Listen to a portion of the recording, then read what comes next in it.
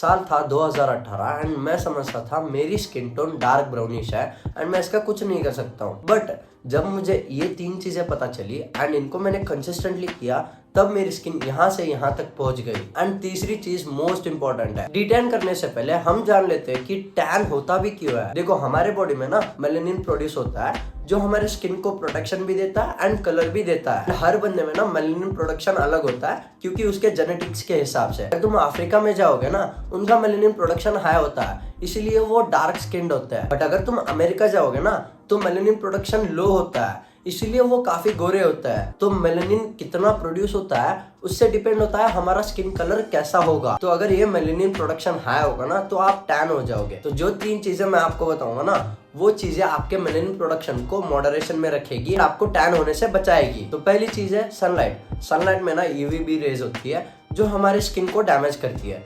तो बॉडी क्या करती है, मेलेनिन को प्रोड्यूस करती है सनलाइट से हमारी स्किन को बचाने के लिए। तो वो अगर ज्यादा हो गई ना मेलेनिन प्रोडक्शन, तो हम टैन हो जाते हैं, तो हम डार्क स्किन दिखने लग जाता है। फॉर एग्जांपल मेरी बचपन की फोटो देखो, जहाँ पे मेरी स्किन टोन थी ब्राउनिश। बट जैसे जैसे मैं बड़ा होता गया, मेरी स्किन ना डार्क टोन बनने लग गई, क्योंकि मैं खड़ी धूप में ना क्रिकेट खेलने जाता समर्स में। जैसे ही मेरे +1 खत्म हुआ एंड मैं नीट के प्रिपरेशन के लिए लग गया, तो मैं घर पे ही रहता था, मैं बाहर नहीं जाता था।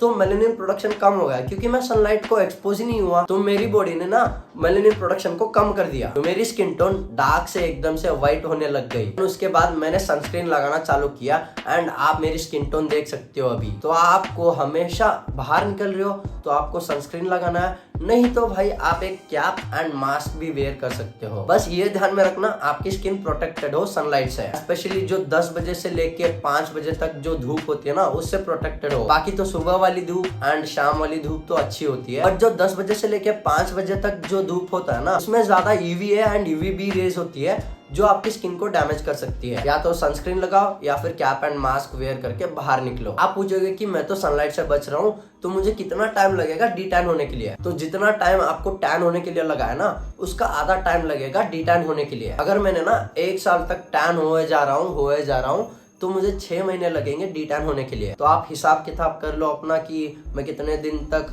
बिना प्रोटेक्शन के बाहर गया था सनलाइट पे, तो उसका आधा टाइम लगेगा आपको डी टैन होने के लिए। दूसरी है आपकी डाइट। देखो, आपने ना सनलाइट से बच गए, बट आपकी डाइट में ना कुछ ऐसे स्पेसिफिक न्यूट्रिएंट्स नहीं है, तो वो चमक नहीं आएगा, वो ग्लो नहीं आएगा आपके स्किन में। जब तुम इन स्पेसिफिक न्यूट्रिएंट्स को कंज्यूम करते हो ना, तब क्या होता है, कोलेजन प्रोडक्शन इंप्रूव होता है, जो कि आपके स्किन को ना इलास्टिसिटी देता है एंड एक ग्लो देता है। वो न्यूट्रिएंट्स है, एक तो विटामिन है जो आपकी स्किन को रेडनेस देता है एंड ग्लो देता है, एंड विटामिन सी जिसमें एंटीऑक्सीडेंट्स होते हैं जो कि आपकी बॉडी में ना इन्फ्लेमेशन को कम कर देता है, जिससे आपकी स्किन ग्लोइंग और क्लियर बन जाएगी। देखो, मेलेनिन प्रोडक्शन ना हार्मोन से भी होता है एंड सनलाइट से भी होता है। सनलाइट तो आपने क्लियर कर लिया, बट हार्मोन का क्या?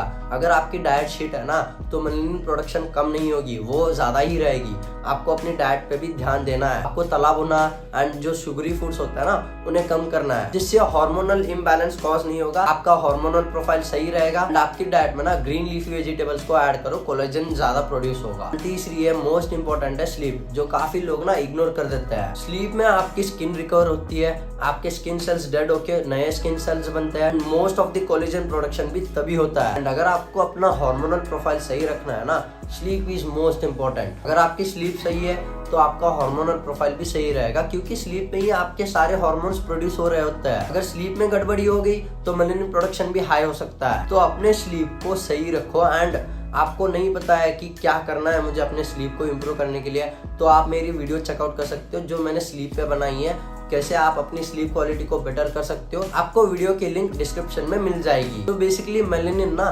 सनलाइट एक्सपोजर से, क्योंकि अपने स्किन को ना वो प्रोटेक्ट करना चाहता है, तो मेलेनिन प्रोडक्शन हाई हो जाता है। अगर स्किन को आप प्रोटेक्ट नहीं कर रहे हो सनस्क्रीन से या फिर physical barriers like cap and mask से, एंड हार्मोन से भी वो इफेक्ट होता है। इसके लिए आपको अपनी डाइट को सही रखना पड़ेगा।